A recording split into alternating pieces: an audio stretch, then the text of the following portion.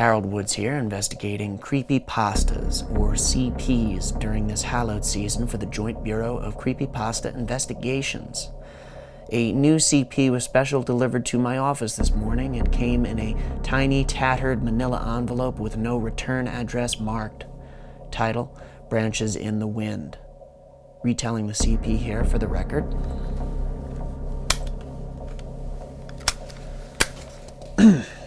Finally, I'm home. After working a late night, I finally finished a project that my boss pushed on me. It was all worth it, though, because I had a great day ahead of me.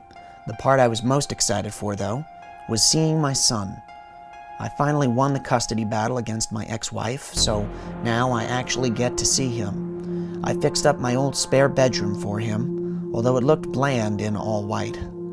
I figured we would have some spare time later and we could make any changes he wanted. I lumbered up the stairs, and when he finally heard I was there, he quickly called me into his room. "Daddy, I can't sleep. There's a monster in the window." Monsters, huh? That's original for a kid.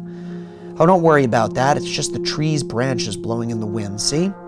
I pointed and showed him the branch tapping against the window pane. He trusted me enough to calm himself down, and I kissed him goodnight. Finally, time for sleep. I could hardly even see straight at this point. I walked across the hallway and collapsed into my bed.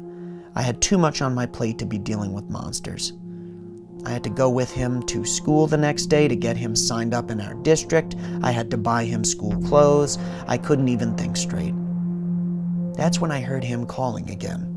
Man, I love the kid and all, but I needed some sleep. "Daddy, the monster is back again," he shrieked. I looked to the window. Nope, nothing but the tree's branches. I walked over, and to prove it to him, I opened the window and turned back to him. "See, it's nothing but the tree. I told you. Now go to sleep. You've got school in the morning." He was still a little startled from what I could see, but what could I do? I was just too damn tired. Again, I fell into the comfort of my bed. And I heard a cry, and I had just had enough. "Fine, I'll sleep with you in your bed. If you see any monsters, just hold tight to me." I walked back into his room, pulled back his red blanket, and lay next to the kid. While I lay, eyes closed, my mind started wandering.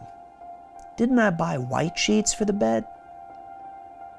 I looked at my son's slit neck and realized my mistake.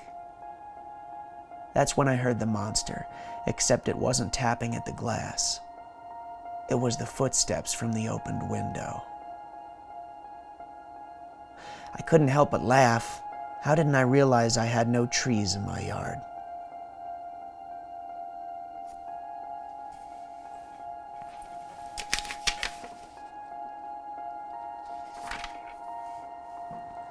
Conclusion: the lack of any handwriting, name, or address proves most unhelpful.